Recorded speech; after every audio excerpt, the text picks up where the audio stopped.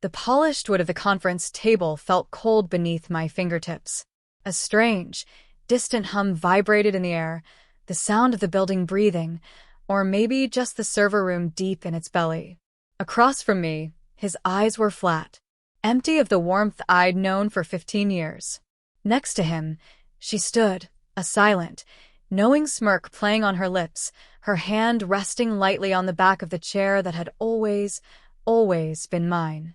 My stomach twisted, a physical, agonizing lurch, like falling from a great height. My breath caught, held hostage in my chest. This wasn't happening. It couldn't be. But the words, sharp and precise, hung in the air between us, shattering everything. Effective immediately. The room swam. The glass walls seemed to distort the city skyline outside, turning familiar towers into jagged, alien teeth. The air grew thin, suffocating. My own reflection in the polished table looked like a stranger, pale and lost. A terrible silence descended, heavy and absolute, broken only by the distant hum and the frantic pounding of my own heart against my ribs. If you've ever felt this kind of shock, this kind of betrayal, tell me in the comments. I read all of them. And if you haven't already, please subscribe. It helps me more than you know. Before that moment, my life had a rhythm, a comfortable, predictable flow that felt like solid ground. It was built on partnership, on trust, on late nights fueled by cheap coffee and shared dreams. 15 years. That's how long we'd been together. How long we'd been building this. Not just a company, but a life interwoven with spreadsheets and strategy sessions, with shared victories and frustrating setbacks, with the quiet intimacy of two people working side by side, building something larger than themselves. We met in college, two ambitious kids with nothing but fire in our bellies and a crazy idea. We poured everything into it, our savings, our time, our very identities. I was the numbers person, the one who made the chaos make sense. CFO. It wasn't just a title, it was who I was, what I did, how I contributed. He was the visionary, the face of the company, the one who closed the big deals. We were the perfect team. His ambition my grounding, his risk-taking my stability. Our apartment wasn't just an apartment. It was a sanctuary. The kitchen table, scarred with years of projects spread across it, was where we debated business plans and celebrated small wins with takeout. The worn couch was where we collapsed after grueling weeks, his head on my lap, talking about the future. Our future. The company wasn't just an office building. It was our second home. I knew every corner of it, every creak in the floorboards, the particular way the light hit the atrium in the afternoon. The people who worked here weren't just employees. Many felt like family. We'd hired them, trained them, watched them grow. My own family wasn't involved in the day-to-day, not directly. They were observers, successful in their own right, rooted in old money and quiet influence. They approved of him, saw him as a good match, a capable partner for their daughter. They invested early on, a vote of confidence more than a need for returns, holding a significant, though not controlling, portion of shares. It was their way of supporting me, of showing they believed in what I was building. I rarely leaned on their power. We were building our empire on our terms. I was proud of that independence. Then came her. She joined a year ago. Marketing. Young, vibrant, effortlessly charming. I noticed her, of course. You notice new people in a company you built. I saw the way she moved, the easy confidence, the way she laughed a little too loudly at his jokes during company meetings. Little things. At first, I dismissed them. Just a new hire. Someone bright. But the little things started adding up. Late nights at the office that didn't involve me. Business trips he took alone, citing scheduling conflicts. A shift in his demeanor. A guardedness, a quickness to irritation when I asked about his day. The comfortable rhythm of our life began to stutter, then fray. I told myself I was being paranoid. Overworked. Stressed. The numbers didn't lie, and the company was thriving. That was what mattered, right? Keeping the engine running smoothly. Making sure our dreams stayed afloat. The day he fired me, it wasn't just about the job. It was the final, brutal confirmation of everything I had suppressed, everything I had denied. Standing there in the conference room I had spent countless hours in, building financial models, closing deals, planning our growth, felt surreal. His voice, usually warm and familiar, was devoid of emotion. Clinical. He spoke about restructuring, about new directions, about needing fresh perspectives in the financial department. The words bounced off me, meaningless noise against the deafening roar in my head. All I saw was her standing there, the embodiment of the fresh perspective, her hand on my chair. Effective immediately, he repeated, as if I hadn't heard him the first time. We've already prepared the severance package. HR will walk you through the details. Severance package. From the company I co-founded. Built from the ground up. My vision intertwined with his. It was a slap in the face, but not a hard one. More like a dismissive flick. As if I was just another employee, easily replaced. Easily discarded. And the new CFO? My voice was a thin whisper, barely audible. I knew the answer before he spoke it. He didn't even have the decency to look me in the eye. He gestured towards her. Sarah will be stepping into the role. Sarah. Of course. The vibrant new perspective. The one who laughed at his jokes.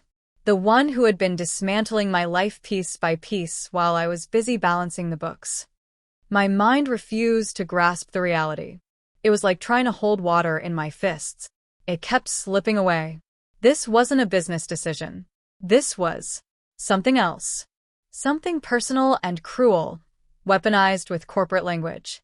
He wasn't just firing his CFO, he was erasing his wife. Erasing me from the narrative we had written together. I don't remember much of leaving the office. It was a blur of motion and muffled sounds. Walking past faces I knew, avoiding their eyes.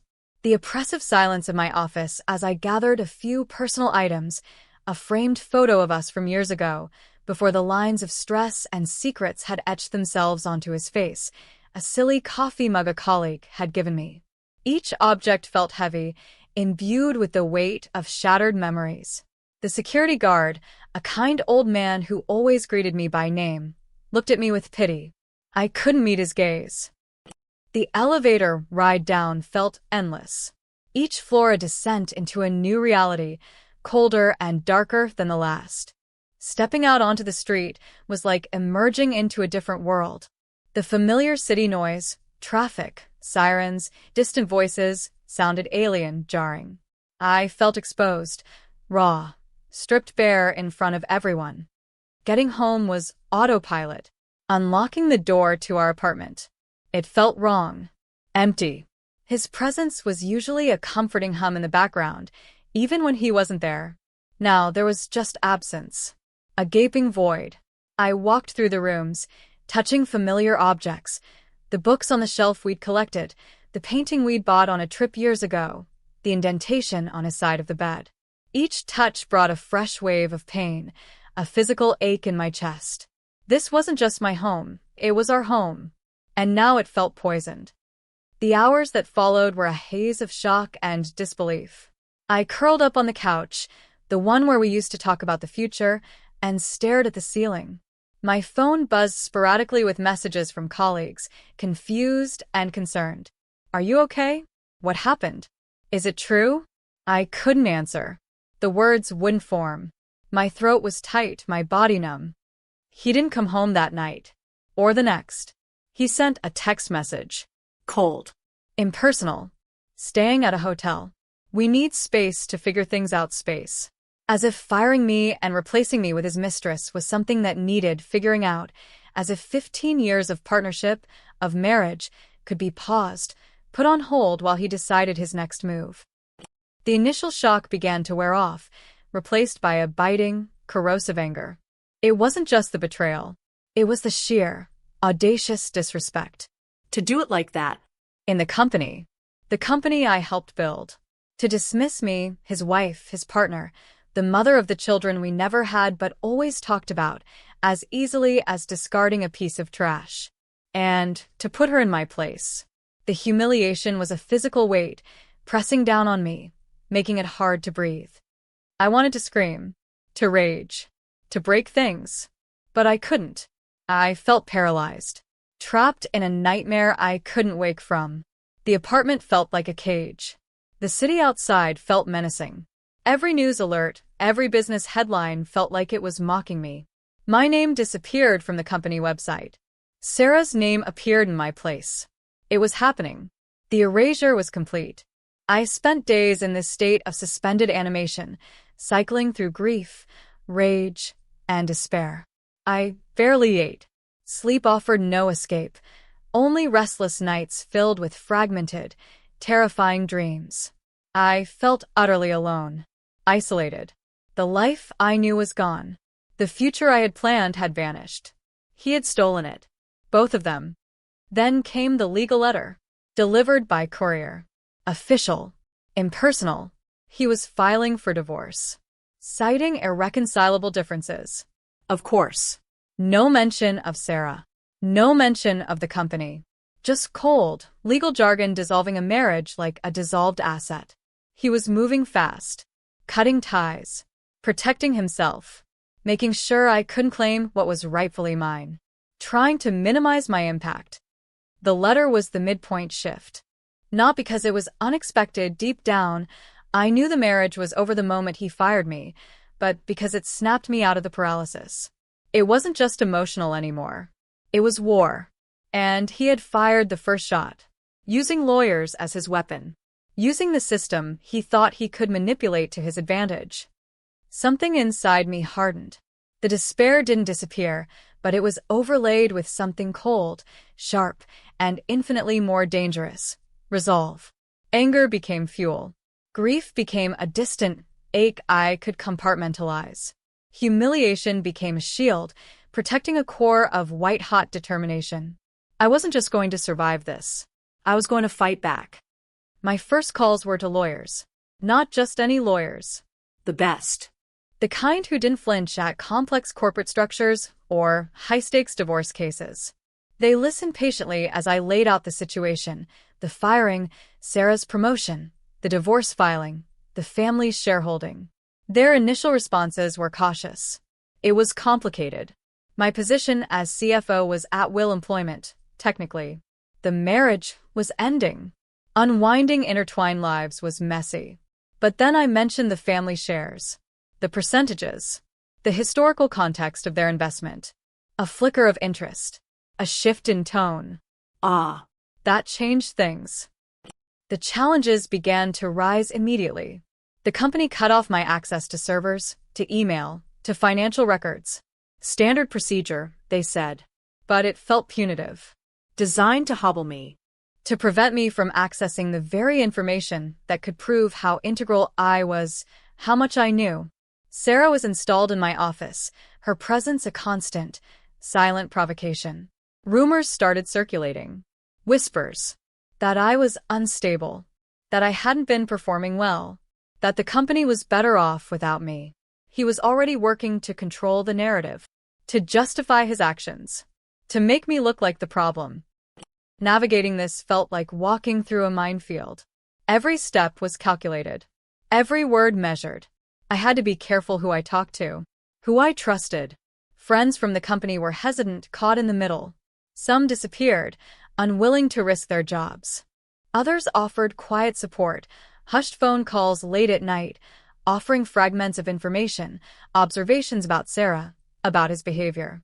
Each piece was like a small clue in a vast, unfolding mystery. I started building my own war chest of information, piecing together financial data from old files I had saved, personal accounts, tax records, remembering deals, contracts, projections, consulting with the lawyers, asking hypotheticals, understanding the leverage points. The family's shares became the central focus. Could they be used? How? What was the threshold for significant influence? For control? My family. I had to talk to them. This was the hardest conversation. My parents, my older brother. They were protective, but private. Accustomed to handling matters discreetly, behind the scenes. Laying bare the ugliness of my husband's betrayal, the scale of the deceit, felt humiliating. But I needed them. I needed their support, yes, but more importantly, I needed their power. Their holdings. My father listened, his face impassive, only his eyes revealing the depth of his anger. My mother held my hand, her touch steady, grounding. My brother, usually jocular, was quiet, his gaze sharp and focused. When I finished, the silence in their study was profound. "He fired you," my father finally said, his voice low, dangerous. "From the company you built, it wasn't a question. It was an indictment." "And promoted her," my brother added, the name hanging in the air like something unclean. I explained my situation. The divorce, his attempts to isolate me, the rumors. And then I presented my nascent plan. The shares. The possibility of increasing their stake. Of shifting the balance of power. It was audacious. Risky. Expensive. My father leaned back in his chair, his fingers steepled. "Control," he mused, more to himself than to me. "It changes everything." We discussed the numbers. The market cap. The potential cost. The legal implications. The inevitable fallout. It wouldn't be a quiet maneuver. It would be a tremor through the industry. A public declaration of war. But they saw it. Saw the justice in it. Saw the opportunity not just for financial gain, but for something more profound. Vindication. For me. For our family's reputation. "He used the company to hurt you," my brother said, his voice firm. "We'll use the company to hit back." Their commitment was the turning point. It wasn't just my fight anymore. It was our fight. The loneliness began to recede, replaced by the quiet strength of a united front. The fear didn't vanish, but it was tempered by the knowledge that I wasn't alone. The strategy solidified. Lawyers worked around the clock. Financial advisors crunched numbers. The market was watched with hawk-like intensity, waiting for the right moment. Every step was taken in utmost secrecy. We became a shadow operation, working beneath the surface, invisible to him and Sarah.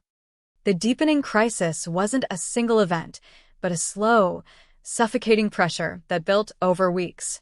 The divorce proceedings became acrimonious. His lawyers were aggressive, painting me as spiteful, greedy, even unstable. They challenged my contributions to the company, tried to minimize my role, portraying me as merely the supportive wife, while he was the sole genius. It was a deliberate campaign to rewrite history, to erase my legacy.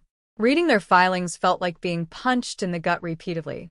They were trying to steal not just my future, but my past. Financially, things were tight.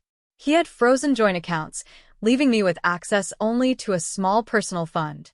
The severance was tied up in legal wrangling. I felt the pinch, the loss of financial independence that I had always taken for granted.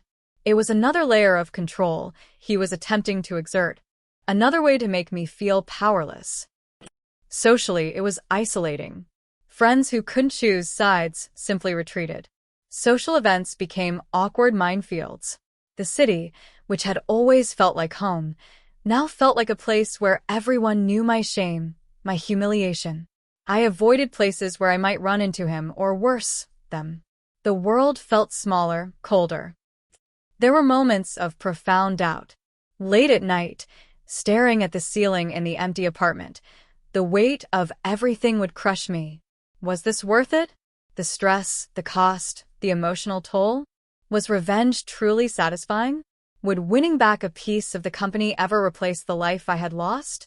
The despair would creep back in, insidious and suffocating. The mountain felt too high to climb. My resources, even with my family, felt finite against his entrenched position, his control of the company narrative. He had the stage. He had the spotlight. I was operating in the shadows, and sometimes the shadows felt overwhelmingly vast and dark. It felt like I was losing on every front: marriage, career, finances, reputation. Everything seemed lost. But then I would remember that moment in the conference room. His flat eyes. Sarah's smirk. The casual cruelty of it all. I would remember the years I had poured into the company, the sacrifices I had made, the sheer unfairness of being erased. The anger would resurface, colder and sharper each time. This wasn't just about the money or the title. It was about reclaiming my dignity, about proving that I couldn't be discarded, that he couldn't just rewrite our shared history. The thought of him and Sarah sitting in my chairs, making decisions about the company I helped build, was a constant, burning ember. It fueled the resolve. It pushed back the despair. The plan wasn't about revenge, not entirely. It was about justice, about correcting an imbalance. He had used his power, his position, to hurt me. I would use whatever power I could muster to neutralize him, to protect the company from his impulsive cruelty, and to reclaim my standing. The family's shares were the key, the leverage, the silent weapon. The day of the climax arrived shrouded in ordinary morning light. It was a Tuesday. The kind of day where nothing extraordinary usually happens. But I felt it in my bones. A tremor. A sense of impending impact. I wasn't at the office. I was at my lawyer's office, a place that had become a second home during this war. My father and brother were there, quiet presences radiating calm strength. The legal team was assembled, their faces taut with anticipation. The plan was simple in execution, complex in its groundwork. My family's holdings, combined with a series of strategically timed acquisitions of large blocks of shares from other long-term investors who were quietly dissatisfied with his recent leadership, a result of careful, months-long outreach, had pushed our collective ownership past the critical threshold. We now held controlling shares. Not a hostile takeover in the traditional sense, but a silent, undeniable shift in power, executed through legitimate market transactions. The legal documents were ready, the public announcements drafted, the required notifications prepared. There was no grand speech planned for me, no dramatic entrance. The victory would be delivered through paper, through process. The ultimate dry humor in a dramatic situation, the numbers themselves becoming the weapon. The timing was everything. It had to hit him when he was most vulnerable, most complacent. The market open seemed appropriate. A normal business day. Everything running smoothly. Or so he thought. My lawyers had coordinated with the relevant authorities, the stock exchange, the company's legal counsel. The information would be delivered simultaneously. A carefully orchestrated information bomb. We sat in the lawyers' conference room, the air thick with tension. The clock on the wall seemed to tick louder than usual. Minutes stretched into an eternity. My phone was silent. No calls from him. No inkling that his world was about to be upended. He was probably at the office, perhaps in my old office, feeling secure, victorious. Then the first call came. Not to me. To my lawyer. His end of the conversation was calm, professional. My heart hammered against my ribs. I watched his face, searching for a sign. He nodded slowly, then hung up. He looked at me, a small, almost imperceptible smile touching his lips. "It's done," he said, his voice quiet. "The filings are processed. The market is updated. They've been notified." They. Him and Sarah. There was no explosion of triumph. No cheating. Just a quiet, shared breath in the room. It felt surreal. After months of fighting in the shadows, the decisive blow had been struck with the silent click of a computer mouse, the digital transfer of ownership recorded on a ledger somewhere. My brother placed a hand on my arm, a gesture of solidarity. My father gave a small, approving nod. Then the second call came. This time, the lawyer put it on speaker, after a quick glance at me for permission. It was his lawyer. His voice was frantic, disbelieving. "What in God's name is happening? We're seeing reports. The share prices are spiking. Your clients, the family, they've acquired. They have control?" The voice was tight with panic.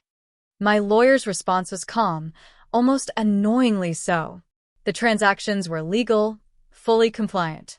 Your client has been notified. Notified. He's in shock. He's collapsing. The words hit me. He's collapsing. The man who had stood across from me, cold and dismissive, firing me from the life we built. The man who had replaced me with his mistress and tried to erase me from history. He was collapsing. Not just his company, but him. Physically. The lawyer on the phone was shouting now, something about lawsuits, about contesting it, about this being impossible. But his panic was the sound of their world imploding. My lawyer calmly ended the call. Silence returned to the room. The hum of the city outside seemed distant again. He was collapsing. The plot twist wasn't just a change in ownership. It was the sheer, physical manifestation of his defeat. He hadn't anticipated this. He had been so focused on getting rid of me, on securing his position with Sarah by his side, that he hadn't seen the quiet power moving beneath the surface. He thought he was untouchable. He was wrong. I felt a complex mix of emotions. There was satisfaction, deep and bone-tired. A sense of vindication that washed over me, cooling the burning anger that had consumed me for months. But there was no joy. No elation. Seeing his world crumble didn't fill the void left by the destruction of mine. The man who was collapsing wasn't just the cruel CEO, he was also the man I had loved for 15 years. The partner I had trusted implicitly. The architect of both my greatest happiness and my deepest pain. His collapse felt, in a strange, detached way, like the final, violent death rattle of the life we had shared. The aftermath was a whirlwind, but it was my whirlwind now, one I could finally control. There were more calls, more meetings, more legal documents. The company's structure shifted. Sarah was removed from the CFO position, of course. Her brief reign was over. She disappeared from the company just as quickly as she had arrived in my life, leaving barely a ripple behind. A ghost in the machine. My husband. My ex-husband. His collapse was real. Stress-induced. Public. Humiliating. The details were splashed across the business news. The man who had seemed invincible brought low by a quiet, calculated move he never saw coming. He tried to fight back legally, to challenge the share acquisitions, but the process had been meticulous, airtight. There was nothing he could do. His power was gone. His reputation was in tatters. The company was no longer his. My family installed a new leadership team, experienced professionals to steer the company forward. I wasn't reinstated as CFO. That chapter felt closed. Too much history, too much pain was tied to that role, that office. Besides, my perspective had shifted. I had fought for justice, for vindication, for control. Now that I had it, the desire to return to the daily grind felt diminished. I remained involved, taking a seat on the board, using my knowledge and experience to guide the company I helped build, but from a different vantage point. From a place of quiet authority, not operational stress. The divorce finalized quietly, almost anticlimactically after the corporate drama. The financial settlement was fair, reflecting my substantial contribution to the company's growth. I didn't take him for everything. That wasn't the goal. The goal was to reclaim my life, my dignity, and to protect the company from his reckless leadership. The money felt like a byproduct, necessary for building a new future, but not the prize itself. Moving out of the apartment was difficult. Packing up the remnants of a shared life, sorting through objects that held so many memories. It was like performing an autopsy on a relationship. Painful, necessary, and deeply sad. I found a new place. Smaller, brighter. A blank canvas for a life unwritten. The company thrived under the new leadership. My guidance from the boardroom was impactful. It felt good to see the engine I helped build running smoothly again, no longer under the capricious control of one man. I had saved it, in a way, from him. Victory wasn't the sweet, intoxicating rush I might have imagined during my darkest moments. It was quieter, more complex. It was the absence of the crushing weight of humiliation and injustice. It was the feeling of solid ground beneath my feet again. It was the knowledge that I had faced the worst kind of betrayal and not only survived, but fought back and won. But the cost was immense. The life I had envisioned was gone forever. The trust one had placed in another person, in a marriage, was shattered beyond repair. The scars remained, quiet and unseen, a permanent reminder of the pain and the battle. I had won the war, but I had lost the peace that came with naive trust. Standing on the board, was a different kind of power. Less hands-on, more strategic. It felt like being the quiet architect, overseeing the construction from a distance. I saw the numbers, the reports, the progress. I saw the company flourishing. It was a source of pride, hard-won and deeply felt. I learned that betrayal can strip you bare, but it can also forge you anew. The person who walked out of that conference room that day was broken. The person who sits on the board now is stronger, wiser, more resilient. The dry humor of the situation, the numbers doing the talking, the paper trail being the ultimate weapon, wasn't lost on me. He built his world on shaky ground, deceit and arrogance. My foundation, though rocked, was built on something stronger: family, knowledge, and quiet determination. Sometimes, late at night, I think about him, wherever he is now, brought low, stripped of his power. I wonder if he ever understands what he lost. Not just the company, but the partnership, the trust, the life. I don't wish him ill, not actively. The desire for revenge has faded, replaced by a profound indifference.